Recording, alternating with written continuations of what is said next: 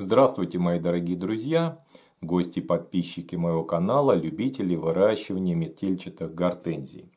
Сегодня я вам покажу видео про укоренение одревесневших черенков гортензии метельчатой сорта Skyfall. Первое видео вы уже видели на моем канале. Кто не видел, обязательно его посмотрите. Там я показал, как я подготавливаю черенки гортензии в зимний период. Сейчас конец февраля, начало марта. Скоро, конечно, весна. И у меня есть в запасе примерно месяц, может быть 2 месяца для того, чтобы превратить вот эти вот кусочки, череночки гортензии в уже сформированные вегетирующие саженцы. Как я их готовил, вся эта технология рассказана в предыдущем видео, обязательно посмотрите. Сейчас черенки уже начали пробуждаться, у них набухли верхние почки уже у многих. И сейчас самое время их пересадить в грунт для дальнейшего укоренения. Я уже подготовил горшок, 3-литровая емкость. Здесь у меня в качестве субстрата используется торфобрикет, размоченный в воде. Хороший субстрат, достаточно влагоемкий, также он рыхлый, и в нем обычно хорошо укореняются гортензии. Ну и не только гортензии, но и другие растения, которые мы укореняем черенками, в таком субстрате тоже хорошо укореняются. Укоренять я буду сегодня использовать вот такой окоренитель. Это гель для быстрого укоренения черенков различных растений. Называется он Фитоклон. Это не реклама, это просто я показываю, что я буду использовать. Можно также использовать обычный корневин. Как его применять, я также показывал во многих своих роликах про укоренение черенков винограда, а также про укоренение черенков без шипа ежевики. Кому интересно, можете посмотреть. Но сегодня я решил использовать вот этот препарат. Итак, я подготовил емкость, грунт, субстрат, точнее, у меня такой достаточно хорошо увлажненный, при этом я его сильно не утрамбовал, то есть он в таком находится в воздушно-рыхлом состоянии, потому что, чтобы черенки хорошо укоренились, важно также, чтобы они были в таком вот субстрате, который рыхлый, насыщен воздухом и влагой. Это способствует укоренению. Грунт ни в коем случае, субстрат не должен быть слишком тяжелым. Ну и так, пожалуй, и приступим и начнем. Вот как вы видите, в прошлом своем видео я нарезал черенки на 2 междоузлия. Также некоторые черенки нарезаны на 1 междоузлие. Нижний срез сделан косым для того, чтобы просто не перепутать верх и низ черенка. На окоренение это никак не влияет. Можно делать и прямой срез.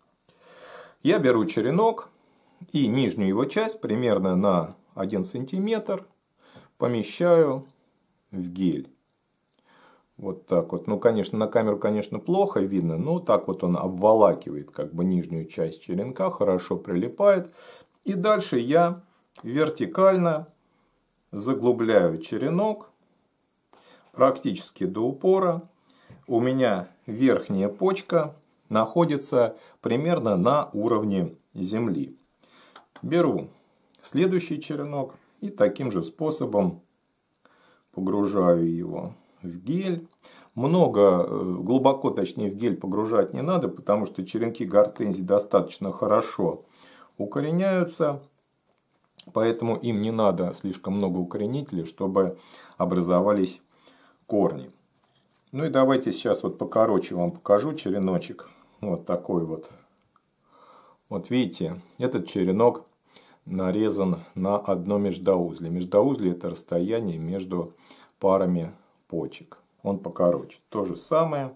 Опускаю его в гель и вставляю в субстрат ровно по уровень нижней почки. Я вам попозже, конечно, покажу, как они расположены. Изменю ракурс камеры, и вы увидите это более наглядно.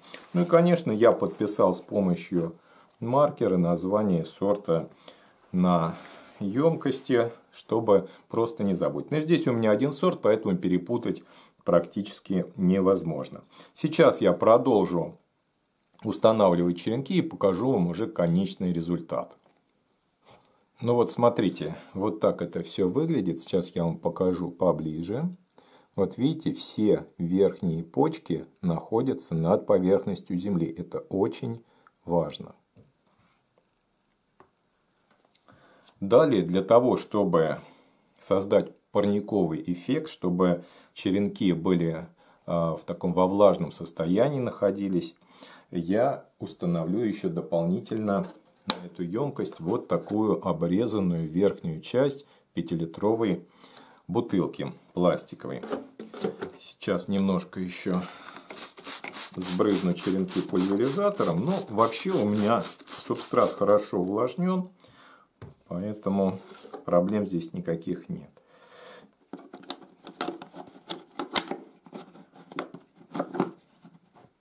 Вот так я установил.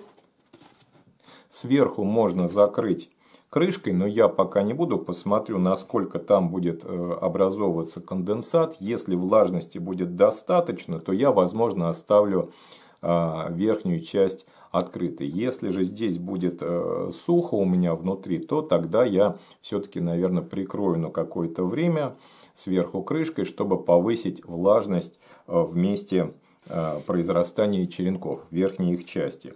Таким образом увеличивается выход окорененных черенков. Этот прием значительно повышает количество укорененных черенков в дальнейшем саженцев. Применять его можно на различных культурах, в том числе и на гортензии. То есть вот создание мини-парничка — это очень важно. Всем большое спасибо за просмотр.